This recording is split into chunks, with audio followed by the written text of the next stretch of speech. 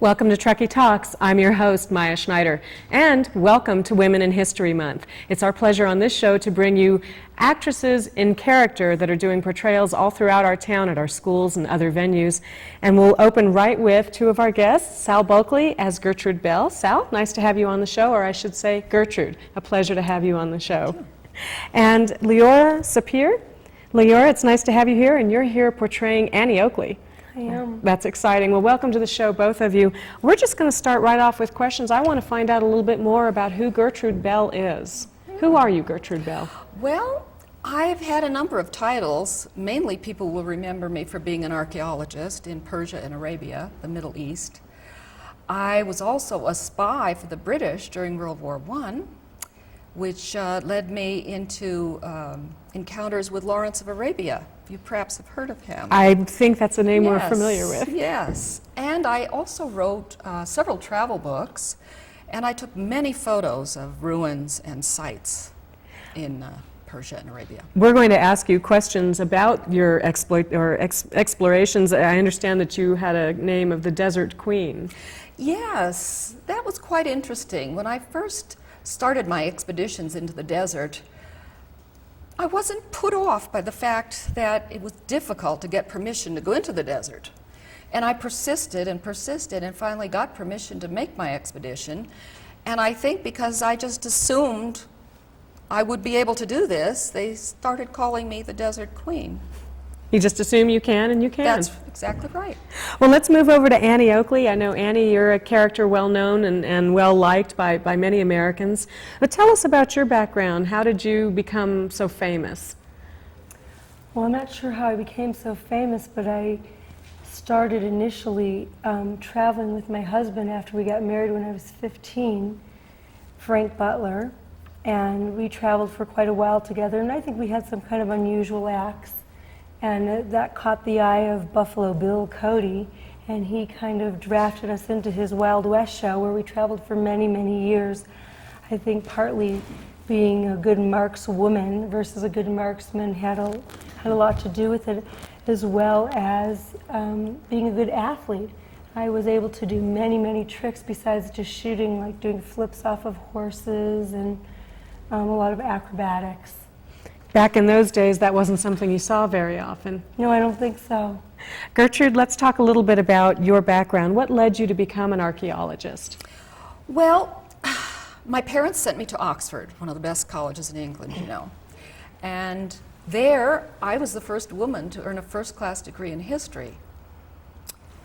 After college, I did not marry and started my world travels. And that led me to Persia and Arabia and to archaeology. Now, that's sort of an unusual history for the time period that you came from. What were the years that you were doing all of this? I was only 23 when I was in Persia and Arabia, and it was in the early 1900s. So unusual Yes. activities for a woman to be so independent. Yes, I suppose it was, but I never thought it was unusual for me. And what were some of your greatest achievements? Well, certainly the establishment of the Persia Museum is an achievement, and the laws that I helped to pass that would keep artifacts in Persia and Arabia instead of being plundered by other countries and taken away. Certainly helping to establish the boundaries of the new states of Iraq and Iran was quite an achievement. And what interested you in Iraq, Iran, then Persia? Oh, well, you know, it's very different from England. The desert and the cities of Baghdad, Damascus, and Jerusalem couldn't be more different from the green fields and the modern cities of England where I grew up. And I think it was the exotic culture, and it was being accepted by the tribesmen. They made me an honorary man. I was the only woman invited into the meetings of the sheikhs and the tribal elders in their tents. And I could go anywhere. Women had to walk in a certain entrance of the tent and stay in the background. I always came in the front door. Quite an accomplishment. Yes. Especially for the early 19th century. Well, Annie Oakley, let's go back to you. Where did you learn to shoot? How did you become such an expert markswoman? Well, I learned to shoot from my brother Joseph after I went back to help my mama out. I'd been kind of in an orphanage then and ran away from a farmer who had promised me to go to school, which is something I'd always wanted to do and still held dearly to my heart. That's why I spend so much of my money now on educating young women. But anyway, we had been out trapping and I wanted to shoot the squirrel, and he just suggested that I shoot. He said, Annie, when it felt right, just to shoot, and that's what I did. That's what I've been doing ever since. And I kind of got more involved when I went to a competition that Frank Butler was holding in Cincinnati, Ohio. I was 15. I went to go visit my newly married sister. And he said that anyone who could outshoot him would win $100. And I won that $100, and I also got a husband named Frank. So You won his heart and his $100. Apparently. And I feel pretty lucky about that, but that's kind of where I got started and started traveling with him actually when his partner, because he'd been traveling all around. He was German and been traveling all around with his partner. And when he got ill, he asked me to go. You'll have to excuse my voice. I've been having a lot of interviews these days, and I think I've just kind of lost my voice. Well, we'll try to bounce back and forth a little bit. I'll actually ask both of you to break character right now and reintroduce Sal Bulkley and Leora Sapir as you are in your day-to-day lives. Now, the Women in History Month is brought to us by the AAUW, the American Association of University Women. Right. Sal, tell us a little bit about that. How does the local chapter get involved with that, and why are you doing this? Well, every 2 years we alternate. We do Women in History, and next year we'll be doing a career day for middle school students. And our hope is that by bringing this into the schools and into the community, people everywhere will have more appreciation for the contribution women have made. It's amazing when you ask people to name 10 famous women from history, it's difficult. I like to say we made history, but it wasn't her story. It was the men's story. They wrote the books. And so this is our effort to broaden the viewpoint of how women were involved and are involved. Well, Leora, I know that your voice is hoarse. We won't make you talk too much. But how did you prepare for the monologues for this? You've been going out and talking in schools. We saw your face on the recent Sierra Sun. Congratulations on that. How do you choose the character that you're going to portray, and then how do you learn more about that woman? Well, this was my first year doing this, so it was quite exciting, and I have to say I was initially not sure what I was supposed to be doing, but after seeing all these wonderful women get up and do their rehearsal, I went back and kind of prepared a monologue that I thought would be appropriate for younger women, or younger kids, younger people, since Annie has kind of a showbiz character. And I read a bunch of books, and I looked online, and I read books actually that were focused to children. So I kind of got an idea of what points would be more interesting to them. For the children. Who is your target audience, Sal? What ages of children are you reaching out to? Actually, we have a character, Beatrix Potter, who is for second grade.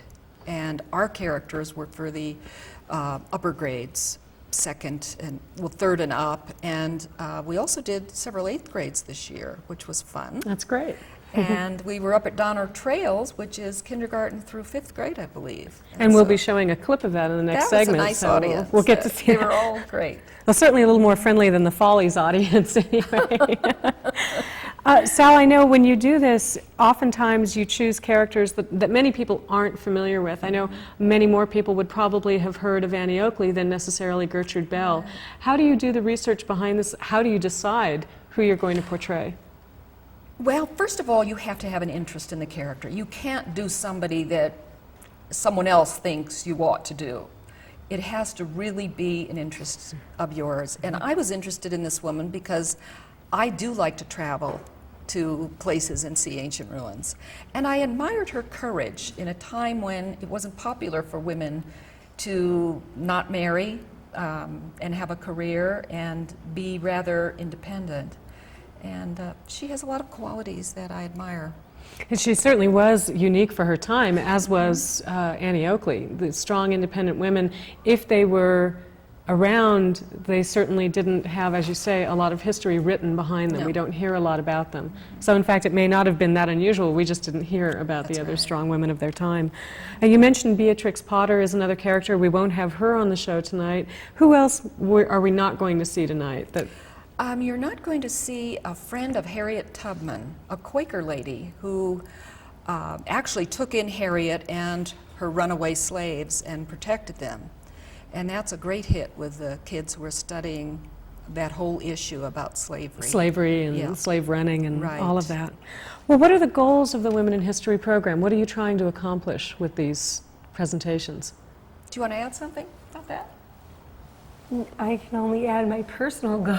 Sure. We'll try it. We'll take it. I think what Sal had spoke about before is that I think it's really, really important when kids are learning history. I think oftentimes interesting and famous women don't come out, and someone especially like Gertrude Bell, who really had a lot to contribute. You know, I didn't even know who she was, not even, but I was unaware of her.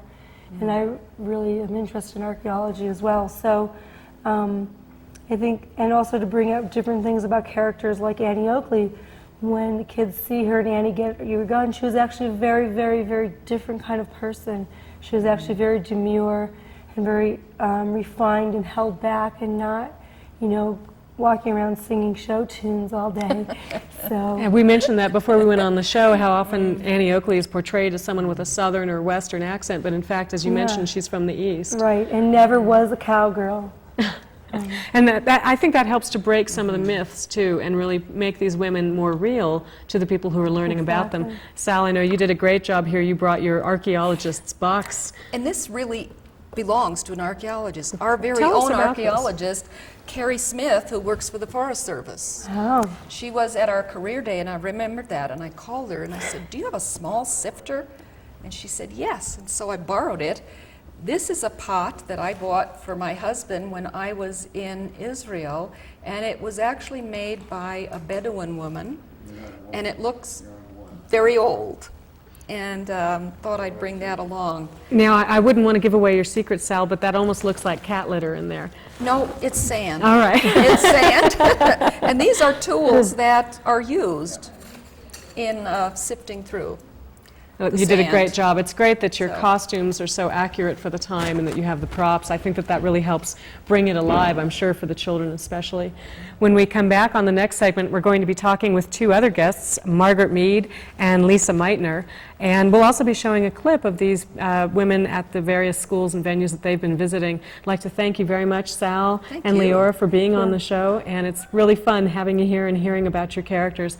We'll be back in just a minute with more Truckee Talks.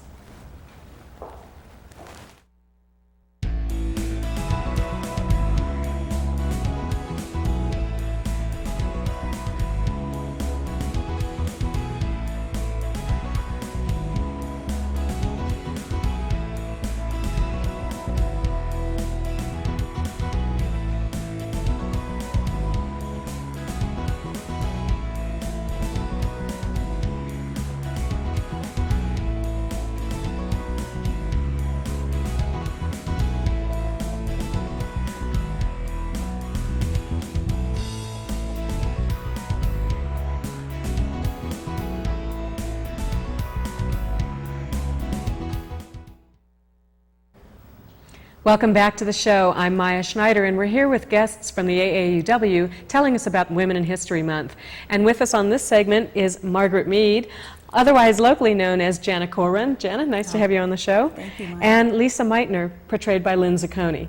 Nice to have both of you on the show.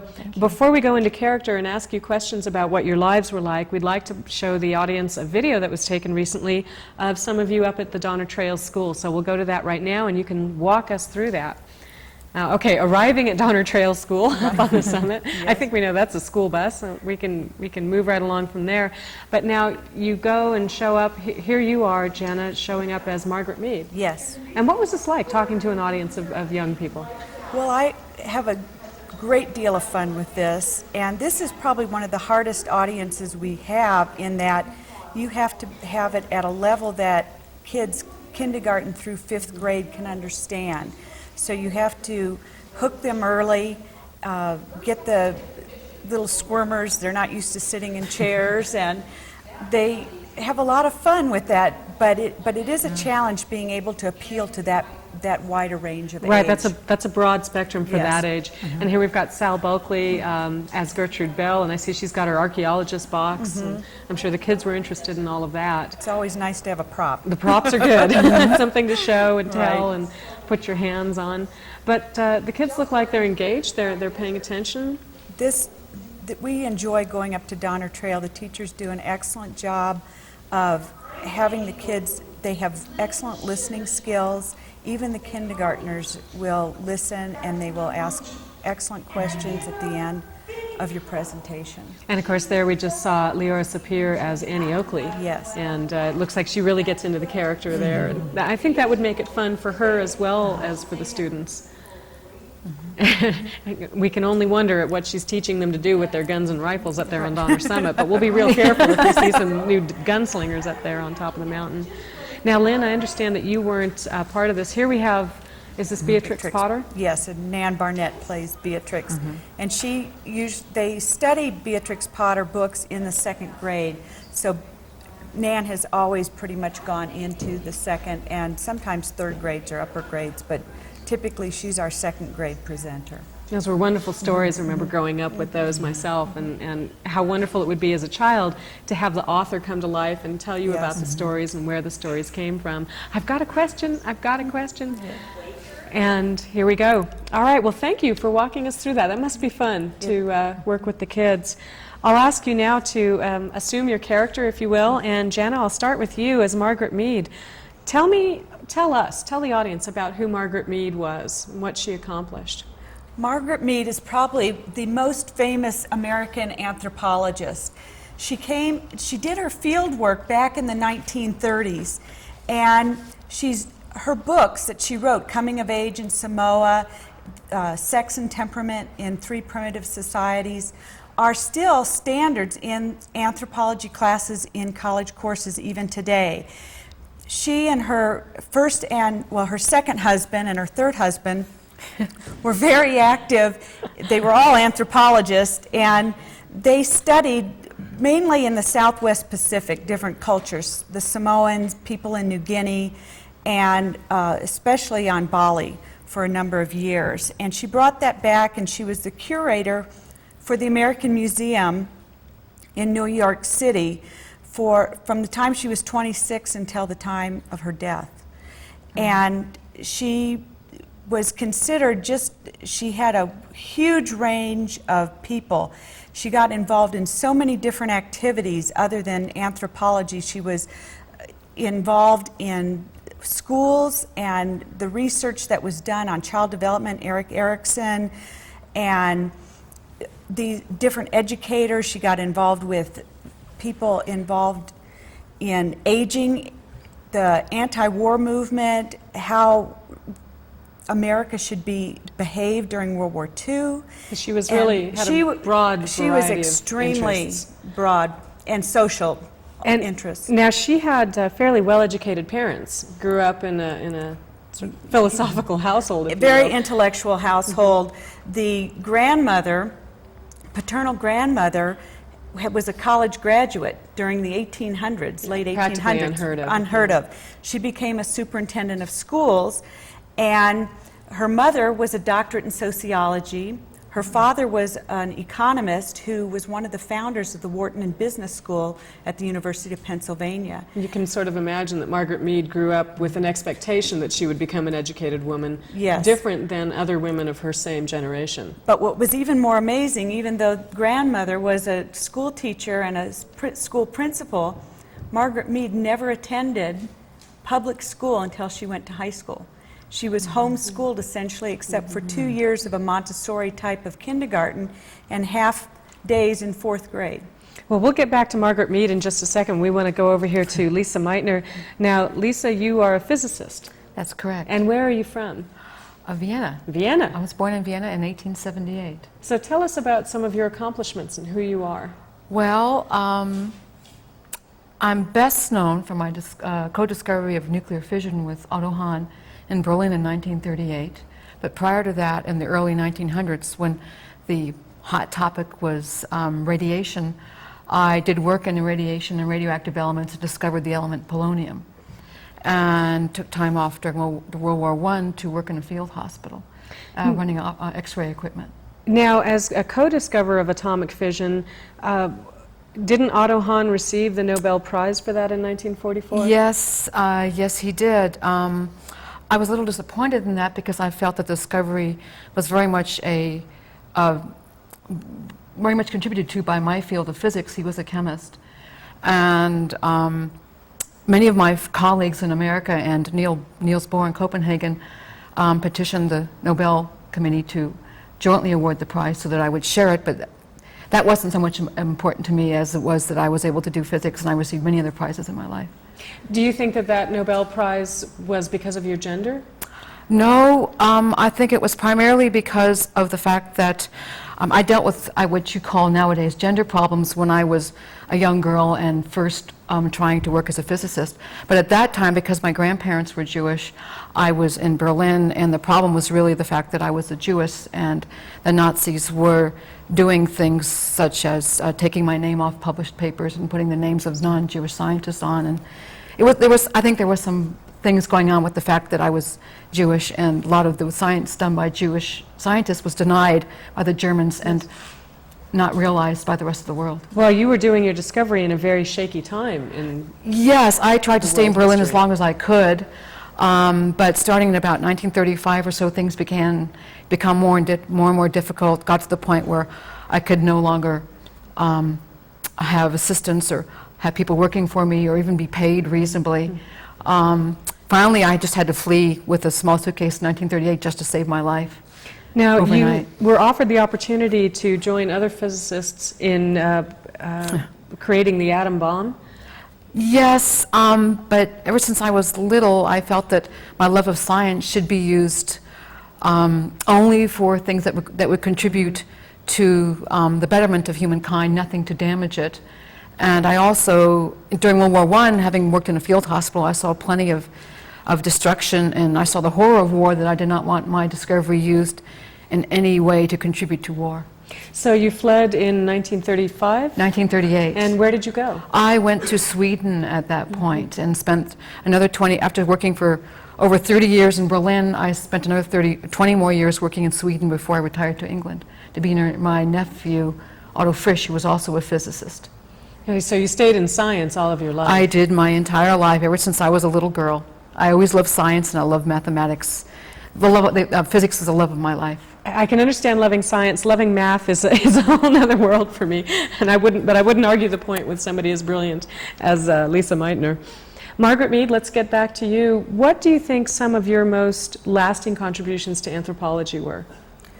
Probably the fact that cultures can change. And we saw that gender roles are determined by the culture into which you're born. It doesn't matter if you're born male or female. What matters is what culture you grow up in. Your culture tells you how to act.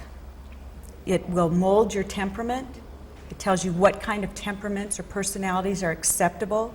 And it basically will tell you what your role in life will be as an adult. And knowing that means that gives you the power to change that. And we saw that in primitive cultures, especially villages that we went back to after World War II. We saw that even in these primitive cultures, they could change. If Margaret Mead could have changed one thing about the world she lived in, what do you think that would have been?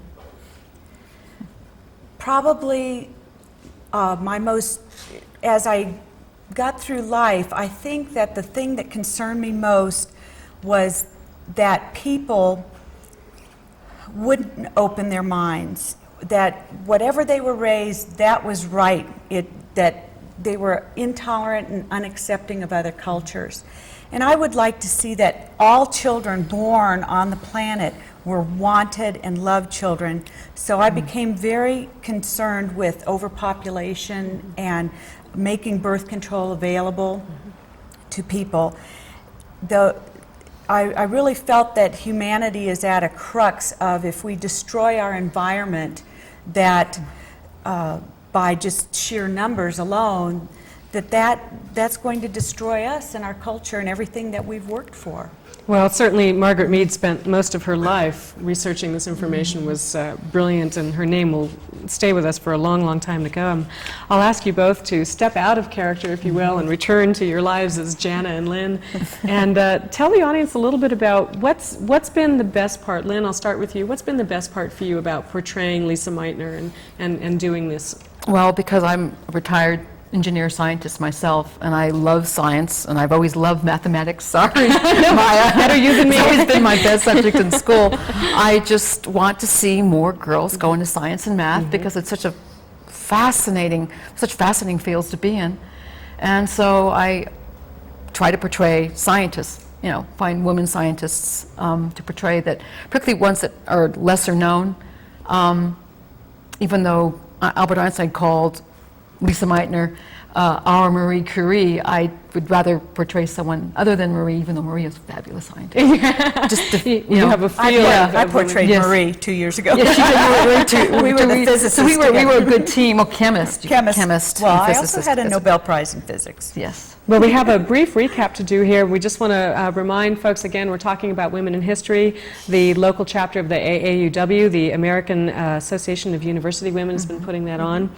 Jana, tell us a little bit about how you think this is influencing, especially the young women that you're going out to in the schools and seeing. The most important thing for us is that we see that children raised in Truckee, they don't really see all of the opportunities that the world can present. That it's, we're up here in our little mountain community. And so we really want to show girls that there's more than just being a doctor or an attorney, that you can be all sorts of sciences and mathematicians, all different types of wonderful opportunities and occupations that you just need to go out and find out about, to get that information. It's really great that all of you have been going out to the schools and bringing this to the young women and the young men in our schools. We also want to thank Maggie Shane, who's been the program coordinator for this. Yes. And if you want more information, you can contact the AAUW. Otherwise, look for these women in character and out of character strolling the streets of Truckee. Lynn, Jana, thank you very much. Thank you very much. Thanks to all the guests, and thank you for joining us here on Truckee Talks, and we'll see you next time.